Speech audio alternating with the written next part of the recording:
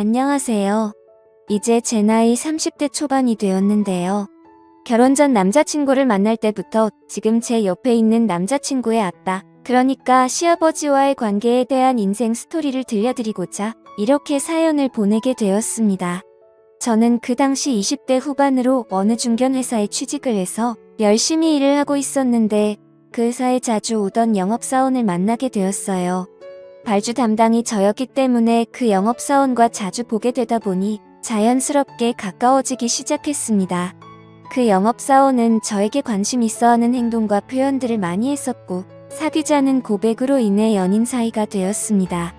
남자친구는 저의 이상형도 아니었고 성격도 저와 잘 맞지는 않았지만 그래도 음식 취향과 소궁합이 너무 잘 맞았기 때문에 만남을 유지할 수 있었습니다. 사귄 지 8개월쯤 되었을 무렵 남자친구는 자기 집안 이야기를 해주었어요. 형제가 둘인데 위에는 2살 많은 형이 있고 형은 결혼을 해서 아버지와 함께 아버지 댁에서 살고 있다고 했습니다. 어머니는 췌장암 말기라서 시한부 인생을 사시며 요양원에 계시고 아버지는 바람기가 좀 있으셔서 예쁜 여자들을 좋아하는데 그 중에서도 글래머러스한 예쁜 여자를 특히 좋아하시고 그 예쁜 여자들하고 놀 때는 적당히 돈을 쓰시면서 인생을 즐기며 사신다는 거예요. 그리고 수시로 여자들을 바꾸며 생활하고 그 여자들도 6개월 이상은 절대 안 사귀신다고 하더라고요. 저는 그 얘기를 듣고 놀라서 농담 반 진담 반으로 오빠에게 말했습니다. 오빠, 아버님 너무하신다. 어머님이 병으로 생사를 오가시는데 여자 만나는 걸 즐겨 하신다고? 게다가 그냥 여자도 아니고 가슴이 예쁜 여자라니. 세상에, 그럼 아버님께 인사드리려 가면 나 엄청 이뻐해 주시겠네. 오빠가 나보고 가슴이 정말 예쁘다고 맨날 칭찬해줬잖아. 이렇게 웃으며 말을 했더니 남자친구는 갑자기 정색하며 단호하게 말하더라고요. 행여나 우리 아버지 앞에서 치마 같은 거 절대 입지 말고 특히 가슴 파인 옷이나 달라붙는 거 조심하도록 해. 알았지? 그러면서 시아버지의 재산에 대해 말을 꺼냈습니다. 아버지가 수십 년 전에 저렴하게 사놨던 논밭들이 관광단지로 개발돼서 땅 시세가 엄청나게 폭등했었거든. 그때 차익을 많이 남기셨고 500억 원대 부동산 갑부가 되신 거지. 현금도 상당히 보유하고 계시는데 문제는 자식들에게는 돈을 너무 아끼신다는 거야. 경제적 지원도 자식들 학비랑 결혼까지만 지원해주시고 그 이후에는 자식들이 알아서 해야 한다고 아예 돈을 주지 않겠다고 선포하셨어. 저는 남자친구의 말을 듣고 머릿속으로 생각을 했습니다. 저희 집은 너무 가난했기 때문에 남자친구가 썩 마음에 들지 않았지만 남자친구 아버지의 재산에 큰 관심이 생기는 겁니다. 잘만 하면 제 인생도 역전할 수 있겠다는 생각이 제 머릿속을 스쳐 지나갔습니다. 그래서 저는 남자친구와 결혼하기로 마음먹었고 남자친구 아버지에게 무조건 잘 보이기로 했어요. 그리고 시아버지에 대해서 조사해보고 보기로 했습니다. 저는 남자친구 집 아파트 사장님이 아버님의 친구분이시란 얘기를 듣고 그분께 시아버지에 대해 여쭤보러 찾아갔더니 아버님은 힘이 정말 엄청나게 센 사람이라고 하시는 겁니다. 젊을 때는 물론이거니와 지금까지도 하루도 여자들과 보내지 않으면 못 사는 그런 남자라고 소문이 자자하게 났다고 하셨어요. 그러면서 마음에 든 여자에게는 모든 걸 올인할 정도로 열정적이시라며 저를 훔쳐보시면서 이렇게 말했습니다. 그 친구가 딱 좋아하는 스타일이 바로 아가씨 같은 스타일이야 말하면서 적당히 볼륨 그리고 약간 고양이 같은 스타일. 이거 막 농담하는 게 아니라 그냥 그 친구 스타일이 그렇다는 거지. 아가씨 기분 나빴다면 내가 사과하지. 저는 얼굴이 화끈거려서 당황하며 얘기했습니다. 저는 그 집 며느리가 될 사람이에요. 이렇게 말씀을 드리니 웃으시며 저에게 다가와 귓속말로 그러시더라고요. 며느리 하지 말고 그 친구 아직 한창인데 애인이나 되어봐. 아마 자네 인생이 활짝 필 거네. 아니 뭐 그냥 흘려들어도 되는 이야기니까 너무 귀담아 듣진 않아도 돼. 내가 그랬다고 말하지는 말고. 저는 그 사장님께 좋은 정보 주셔서 감사하다고 인사를 하고 집으로 돌아왔습니다. 저는 그때 반지하방에서 가족들과 같이 살고 있었는데 그 지긋지긋한 가난에서 벗어날 수 있는 기회를 꼭 잡겠다고 각오와 다짐을 했었습니다. 이렇게 저는 예비 시아버지에 대한 조사를 완벽하게 마쳤습니다. 적을 알아야 승리한다는 말이 있듯이 저는 저의 계획대로 시아버지의 며느리가 되었다가 시아버지 옆자리로 가서 재산을 가져야겠다는 생각을 했습니다. 그러던 어느 날 남자친구의 어머니는 병을 이기지 못하고 결국 돌아가셨고 6개월이 흐른 뒤 남자친구 아버지는 막내 아들을 결혼시켜야 하시겠다며 드디어 주말에 저를 집으로 부르셨습니다. 남자친구는 아버지를 만나려면 미리 좀 준비를 하라고 말을 해주었습니다. 저는 기다리고 기다리던 저의 계획을 실행시키기 위해서 준비를 철저히 했습니다. 헤어스타일과 옷을 시아버지께서 좋아하시는 대로 꾸미고 일주일 내내 피부 관리도 했어요. 모든 것은 시아버지께서 좋아하는 걸로 완벽히 준비를 끝마쳤습니다. 남자친구는 만약에라도 시아버지께서 저를 보고 싫다고 하면 결혼은 절대 못할 거라고 말을 해주었고 아버지의 성격은 한 번 아니면 아닌 사람이라고 하며 집의 모든 재산을 다 쥐고 계시기 때문에 집에서는 최고 권력자이고 왕이라고 했습니다. 저도 예비 시아버지 눈에 못 들면 저의 계획도 수포로 돌아가기 때문에 저는 날마다 긴장 속에서 결전의 날을 기다렸습니다. 시아버지를 만나는 날까지 남자친구와 외박도 절대 하지 않았습니다. 드디어 그날이 다가왔고 저는 남자친구와 차를 타고 집으로 갔는데 딱 봐도 부촌 같은 동네였고 외곽 한적한 곳에 있었는데 집은 3층 집이었고 어마어마하게 크더군요. 큰며느리와 예비 시아버지 그리고 큰아들이 마당에 나와서 저를 기다리고 계셨습니다. 시아버지는 마음에 안 들면 아예 인사도 안 하고 대화도 안 나누고 그냥 집으로 돌아가라고 하신다는 말에 너무 긴장이 되었습니다. 저는 차에서 내려 예비 시아버님께 최대한 상냥하게 연습한 대로 애교 섞이고 귀여운 목소리로 인사를 드렸어요. 안녕하세요. 아버님 처음 뵙겠습니다. 박지민이라고 합니다. 이렇게 인사를 드렸더니 잠시 정적이 흘렀고 그 짧은 순간에도 실수한 게 있나 머릿속이 바빴습니다.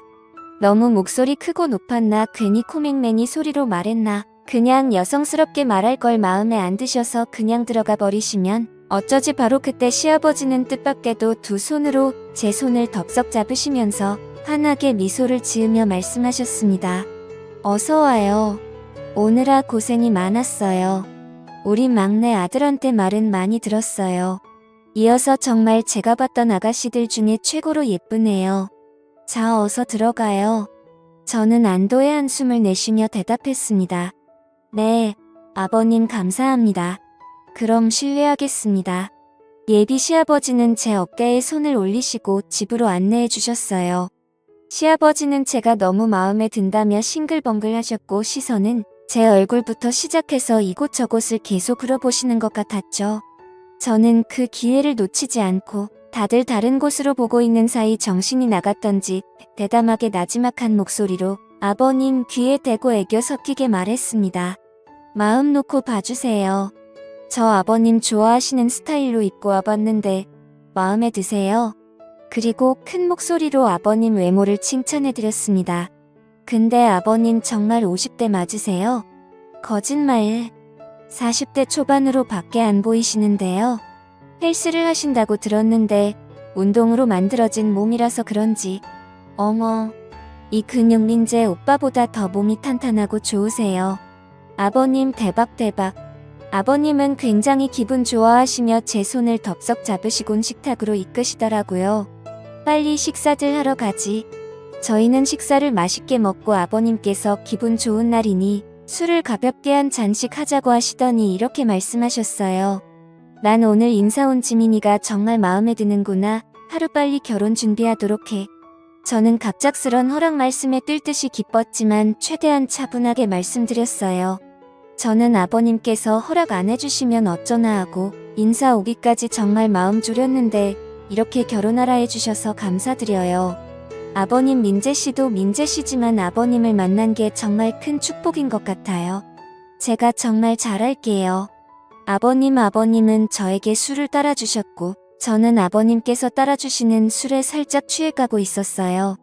저는 첫 만남이라 실수를 안 하기 위해 어느 정도 선까지만 술을 마시고 그 이상은 마시지 않았어요. 아버님은 저와 대화가 잘 된다면서 지금까지 자기가 만난 여자들 중에서 제가 최고라고 해주셨고 다시 한번 우리 식구가 된 걸 환영하고 고맙다고 하며 제 등을 두드려 주시고 앞으로 행복한 일들만 있을 거라고 해주셨습니다. 저는 아버님과 금방 친해졌고 또 가족들과도 가까워진 것 같았습니다. 그로부터 몇 달 뒤 남자친구와 저는 결혼식을 올리게 되었고 저희는 신혼여행을 다녀온 후 시댁에서 함께 살게 되었어요. 집이 크니 한 층씩 사용을 하였고 아버님은 저에게 하시는 모든 행동들이 자식들한테 하는 것보다 더 잘해주시고 예뻐해주셨고 사랑을 듬뿍 주셨습니다. 주말이 되면 남편은 자전거 타는 것을 좋아해서 동호회 사람들과 제주도 또는 강원도까지 자전거 여행을 다녔습니다. 1박 2일로 주말마다 갔어요.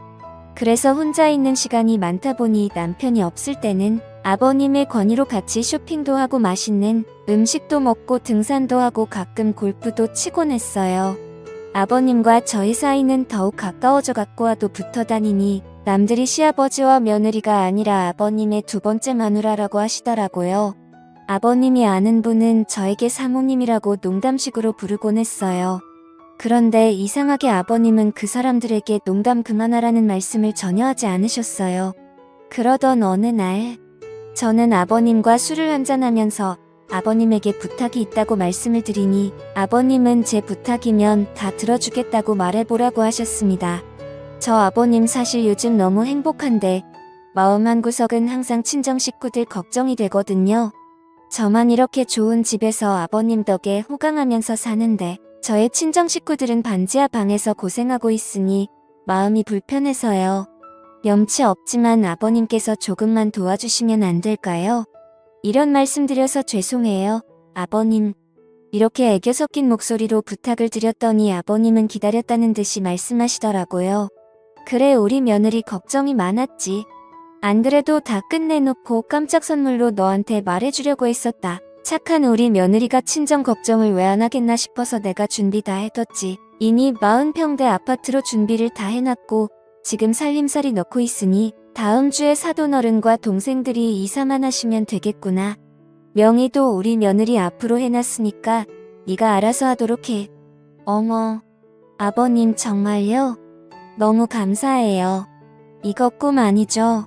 저는 아버님이 너무 감사해서 저도 모르게 울면서 아버님 품에 안겨버리고 말았고 아버님은 뭘 그런 거 가지고 우냐면서 저를 꽉 안아주시며 토닥여주시는데 아버님의 품은 너무 따뜻했습니다.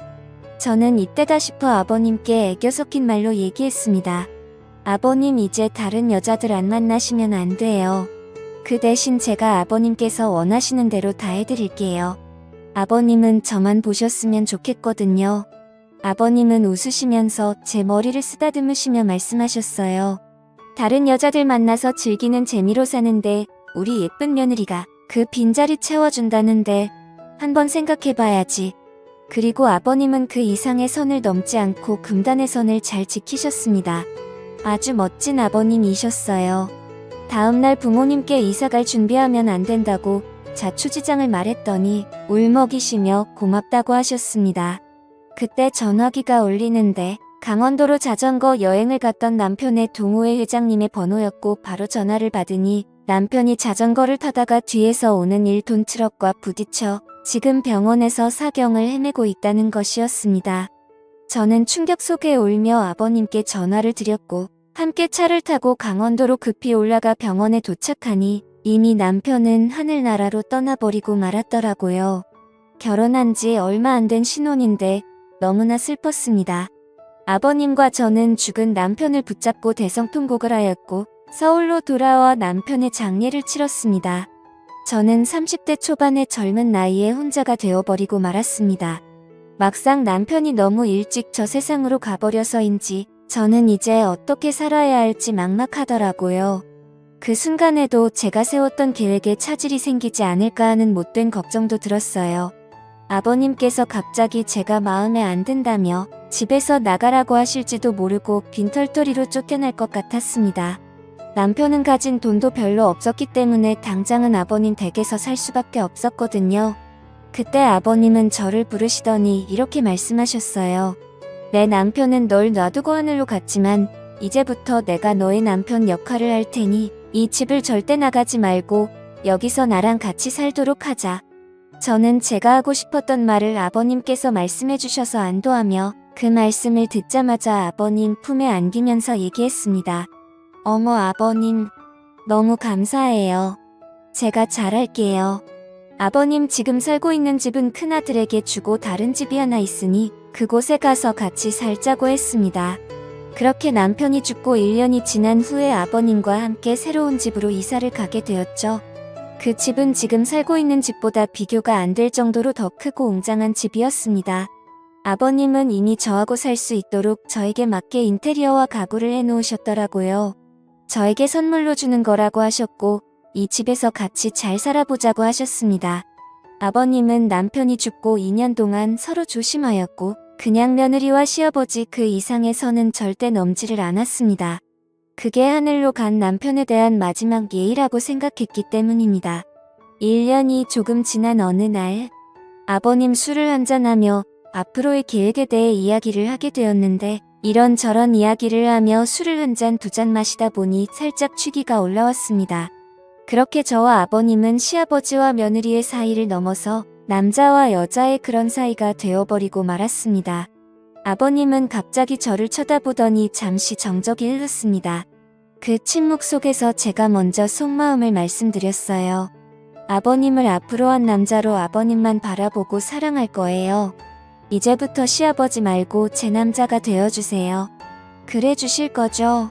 그러자 아버님이 미소 지으시며 말씀하시더라고요. 내가 원했던 게 바로 그거야. 나도 평생 너 하나만을 바라보고 사랑해 줄 거다. 전에 만나던 주변 여자들은 예전에 다 정리했으니까 걱정 말고 나도 이제는 너만 볼 거야. 그럼 저 이제부터 오빠라고 부를래요. 오빠라고 불러드린다고 하니 아버님은 너무나 좋아하시더라고요. 제가 30대 초반이고 오빠는 50대 중반이니 나이 차이는 22살밖에 차이 나지 않으니 딱 좋았어요. 오빠는 저에게 그냥 자기야라고 부르겠다고 하길래 저는 이름을 몇 년간 계속 불렀으니 이제부터 자기야라고 불러달라고 했습니다. 그랬더니 아주 스윗하게 불러주더라고요. 아버님은 50대 나이셨지만 여러 여자들을 만나셨던 이유가 있었더라고요. 자상함과 배려 그리고 가장 중요한 것까지 모든 부분에서 저를 만족시켜 주셨어요. 그리고 사돈 집 사정이 어려우니 매월 생활비로 300만 원씩 주면 어떻게 있냐고 하더라고요. 저는 오빠에게 성의를 조금만 더 보여달라고 했습니다. 역시나 통이 큰 오빠는 기분이다 알았어 하며 500만 원씩 저희 집에 생활비로 보내겠다고 했어요. 제가 결혼 전 계획했던 대로 시아버지를 내 남자로 만들었고 앞으로 재산도 차지하게 될 것이며 인생 역전을 했습니다. 저는 제 진심을 담아서 오빠에게 사랑한다고 여러 번 말을 했고 오빠 역시 저에게 사랑한다고 수없이 말을 해주었습니다. 남들은 저희들에게 며느리와 시아버지가 붙어 먹었다고 욕을 하시겠지만 이렇게 되어버린 걸 어떻게 하겠어요. 우리 주변에 은근히 이런 일이 정말 많이 벌어질 거라고 저는 생각합니다. 여러분들도 이해해 주시길 바라요. 그리고 다시는 지하 단칸방 삶을 살아가고 싶진 않은 제 마음도 알아주세요. 오빠와 저는 이왕 이렇게 된 거 행복하게 잘 살아볼 테니 욕보다는 응원 말씀 부탁드려요. 제 사연을 읽어주셔서 감사합니다. 오늘의 사연은 여기까지입니다. 구독과 좋아요, 알림 설정 부탁드립니다.